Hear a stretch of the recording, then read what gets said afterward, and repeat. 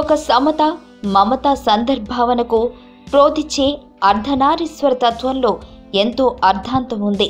సృష్టిలో, స్థితిలో, ప్రళయంలో స్త్రీ పురుషులకిద్దరికీ సమాన ప్రాధాన్యం ఉంది. మొదట భగవంతుడు స్త్రీని, పురుషుని ఒకే దేహంలో సగం సగం భాగాలుగా సృష్టించాడని ఒక ఐతిహ్యం ఉంది.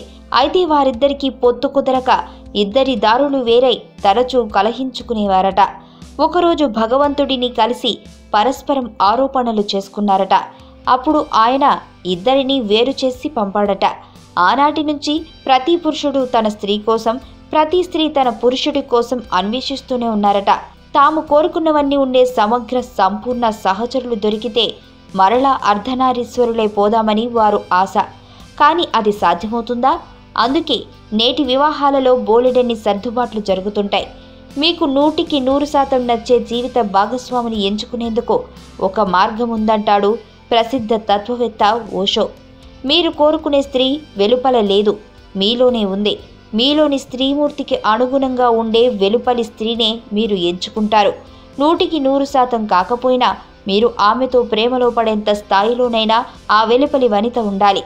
అలాగే స్త్రీ కూడా తన లోపలి పురుషమూర్తికి అనుగుణంగా ఉండే వెలుపలి పురుషుణ్ణి ఎంచుకునే ప్రయత్నం చేస్తుంది.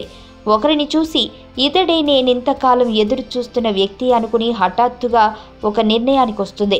మీలోని స్త్రీ పురుషమూర్తులకు అనుగుణంగా బయట వ్యక్తులు దొరకడం కష్టం. అందుకే పొరపొచ్చాలొస్తుంటాయి. వీటిని నివారించాలంటే మీలోని స్త్రీ పురుషతత్వాలు కలుసుకోవాలి. ఈ కలయిక అనంత ఆనందానికి దారితీస్తుంది. ఇదే అర్ధనారీశ్వర అంతర్యామి తత్వంలోని రహస్యం. మీకు తెలియని మరిన్ని రహస్యాలను తెలుసుకోవాలనుకుంటున్నారా? అయితే సబ్స్క్రైబ్ చేయండి రహస్యవాణి.